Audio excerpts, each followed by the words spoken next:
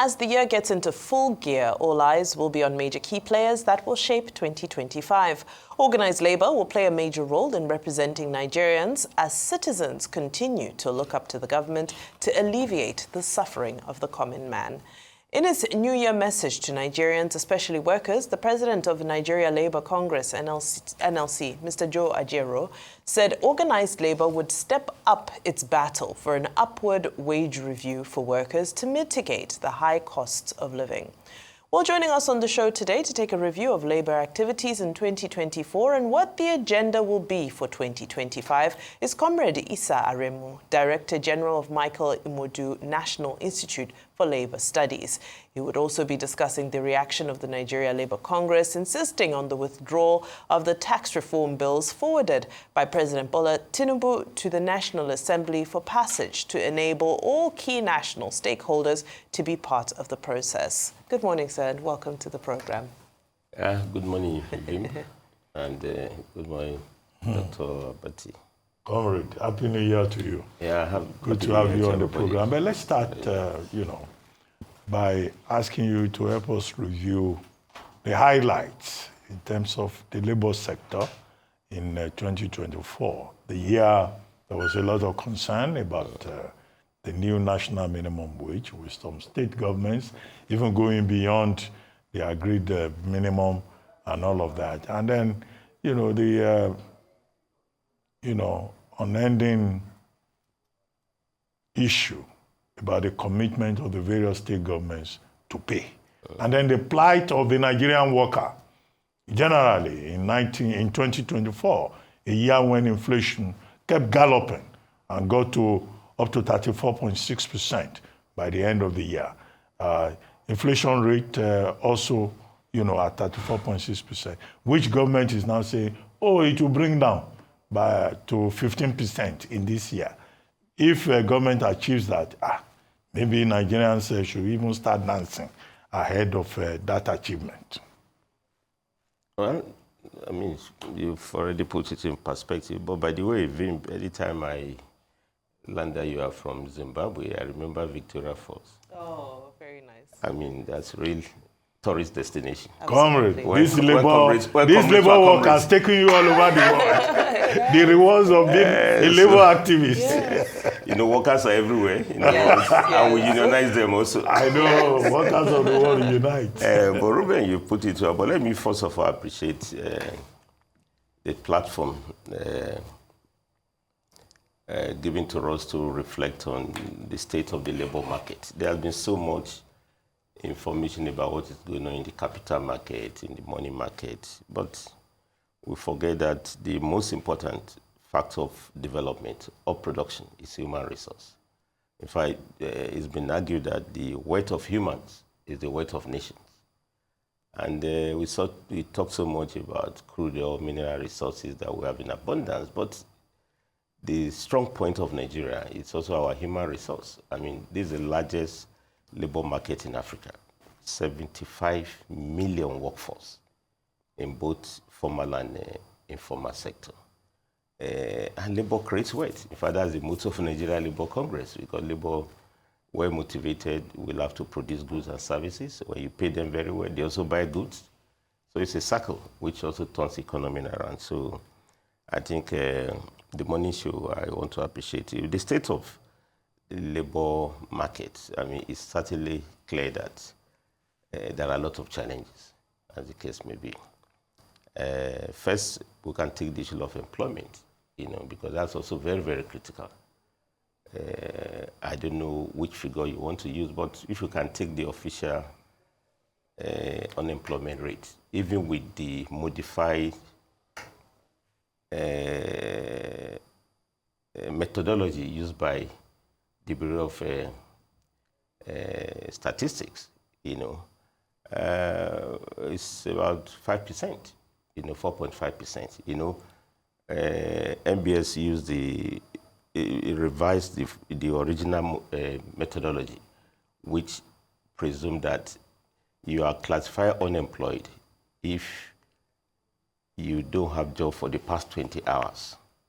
But they moderated it in line with the ILO that to 1 hour You see, that not crashes the official unemployment rate, which is to be double digits, to about 5%. And there's been a lot of controversy over that, whether that was predetermined, but it's understandable. If you take that, take 5% of 75 million workforce, we're talking of effectively close to between 3 to 5 million unemployed. And that's official. But you know the unofficial, you need to, don't dramatize it. Just let Nigeria Customs Service put up a notice now to look for 100 job placements. Millions will turn out. That tells you. So what I'm saying here is that I think we can do more in terms of job creations. And I bear witness, because I'm involved in this, Dr. Ruben, you will know very well, as part of the campaign team of President Bola Ahmed Tinubu, I bear witness that he was very resolute about the need to create jobs. In fact, he said so emphatically that he seeks a Nigeria where sufficient jobs will be created with decent wages, as the case may be. And in fairness to the president, this administration, unlike other previous administrations that take least resistance to reform, through downsizing, right-sizing, retrenchment because of low revenue, this government has kept public jobs, just like Buhari administration did. Throughout COVID, nobody was retrenched. We shouldn't take this for granted, because in the federal public service, we have close to about 720,000 workforce. But you also know there was once in Nigeria in which reforms means, you downsize, right-size, because workers are seen as cost item, rather than means for production. So it has retained job. Not only that, this administration has also tried as much as possible to address challenges arising from the controversial policy of subsidy removal, as well as the flotation of the naira. And you can't say lack of effort. I think initially you have 35,000 naira that was paid for 6 months for all public employees. That's more or less palliatives. Then we have the real one, which you refer to, Dr. Abati. We have the 6th National Minimum Wage Act, passed into law by this administration. The first one started in 1981, and in that order, well, this is the 6th one. In nominal terms, this is the largest minimum wage increase we've ever had, 30 to 70. But Dr. Ruben, in real terms, when you take the other factors like inflation, you also take the valuation of the currency. You can say a worker is still not better off. In fact, you can argue that they are worse off because of the twin policy of devaluation and inflation. But it's a work in progress because it's now a law. Then another important aspect of the new minimum wage is that rather than 5-year cycles, it has now been collapsed to 3-year cycles. So I think in the next 1 year or 2, we should be thinking of review of the national minimum wage. But minimum wage is also not the same thing as living wage. Because minimum is just the lowest, below which nobody will pay. I mean, you can pay more, as some state governments are already commendably doing. Lagos, Kwara, a couple of states like that pay more. But the real living wage is the one that will cope with the challenges of inflation and co. And that's why I'm on the same page with Nigeria Labour Congress, that it's time to move from from minimum wage to living wage. And happily, this administration is also committed to that. So through the process of collective bargaining, social dialogue, we can arrive there. And a lot is going on in private sector. Public sector has to do the same thing. And my quick take on this is that, we need to have wage-led economic recovery agenda. Wage-led. You can't drive an economy for development with this miserably paid workforce. In fact, we're having working poor. People are poor on account of working because their pay can hardly take them home, can hardly feed them. And what that one means, Vim, is that, it affects purchasing power. Nigerians now live on second-hand goods, rather than buy finished goods. And if you don't buy finished goods, I'm from textile. I know in those days, an average worker can buy, prints, African prints for Christmas, for Salah, Now everybody goes for Bender Boutique, and, and many factories are dead because, nobody could buy. Even where you have automobile for the middle class, hardly can anybody pay, So what I'm saying here is that we need a wage-led economic, recovery agenda, and in fact, job-led. So it's wage-led. Yeah. While we're unpacking issues around wage, especially national minimum wage, one of the major criticisms around it was the way it was handled. Now, of course, we heard Comrade Joe Ajero's New Year statement where he's saying that there should be a focus on social dialogue in 2025. You've also alluded to social dialogue, but to a large extent, we didn't see that element of social dialogue when it came to the critical negotiations concerning the national minimum wage, because ultimately it came down to, they said they had a deal with the president where the president said he wouldn't increase the fuel price and so forth and so forth. It almost feels like people were not adequately carried along, and that diminished the level of trust between the unions and the workers themselves. How can we salvage this in the new year? Well, I think it depends on what you are looking at, but I mean, you're part of this process. Vice President Shettima was the one that inaugurated the National Minimum Wage Committee on behalf of President Bola Ahmed Tinubu. That committee was the most expansive. 25 members constituted that committee, and also tripartite. In fact, you can say tripartite plus. What is tripartism? Organized labor, represented by Nigerian Labour Congress and TUC. Then you have the Employers Association, represented by NECA, Nigeria Employer Consultative Association. Then you have the federal government, as well as state government. In fact, for the first time, we had state government, on the committee. I know the negotiation lasted well over 6 months. There are a lot of trade-offs, Maybe what we are seeing is that, I think the point that has been raised about this negotiation is that nobody gets anything that is not negotiated. It's not your wish. So if employers have their way, they possibly don't want to even increase the minimum wage for obvious reasons, because wages are items of cost for them. They want to maximize profit. Of course, organized labor want to maximize their own benefit. And if you see the demand of labor, and you can't afford the numbers, in terms of what constitutes the need of every worker with his wife, 4 children. So they ask for as much as, the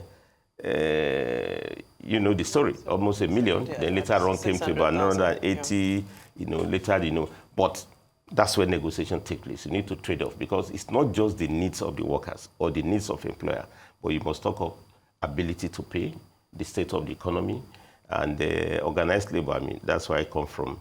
Yes, we want to increase our pay, but you also don't want to price yourself out of the market. Because after increasing pay, somebody says services are no longer required, So you need to negotiate along that line. But all what I'm saying here is that we've gotten an outcome through the process of negotiation. But the outcome itself is not the real ideal. Everybody agrees to that. And that's why, Has it eroded trust, do you think? You have an opening clause to say that rather than 5-year cycle, it should be 3 years. And let me tell you, Vim, we started minimum wage negotiation in 1981. Britain followed us in 1987. In fact, there was a big bang protest, by the workers in UK, which made Margaret Thatcher to look at the issue of minimum wage. And today, UK now has what they call low pay commission, in which every year minimum wages are reviewed. In fact, 1st of April every year, the real April Fool is adjustment of minimum wage. So I think with volatility in the economy, you look at the exchange rate, the way the interest rate is never stagnant. So why do you have to keep wages stagnant? In a market economy like this. So we need to allow for constant negotiation, as the case may be. But beyond the national minimum wage, I've told you there are sectoral negotiations going on. And if you get the numbers, you may even find that some employers and organized labor, they're already negotiating to get a proper deal for the workforce, which means trust has been entrenched over the years. But we can do more effectively. But the second point on the issue of employment I also want to raise is that it's actually, with the numbers given you, unemployment should be treated as an existential threat, just like corruption and insecurity, because, idle hands, apart from value subtraction for national economy, it's also a threat for host of things that the youth engage in. So our youth now have all the certificates. They are BA, BSc, MSc, PhD, but they lack the rating, JOB, which is jobs. And you can't drive an economy with this idle capacity. If you also had underemployment, you can see that labor could do far more better. So I think we have to make employment creation, to be the art of economic reform. Very brutal. And on the last to what I'm saying, if you look at the budget assumptions, okay. But look at the budget assumptions, we are clear the vision about bringing the inflation rate from 34% to 15%. We also know what the exchange rate will possibly be in the next 2 years. 1,500. You need to guide me, because that's also intentional. Yeah, that's the presumption. That's the presumption, but that's intentional. We also know how many barrels of crude oil we are going to produce, at what dollar price. That so we wish to produce. Yeah, we wish to produce. Why can't we make also part of the assumption to say, out of this economic reform process, we want to create so number of jobs.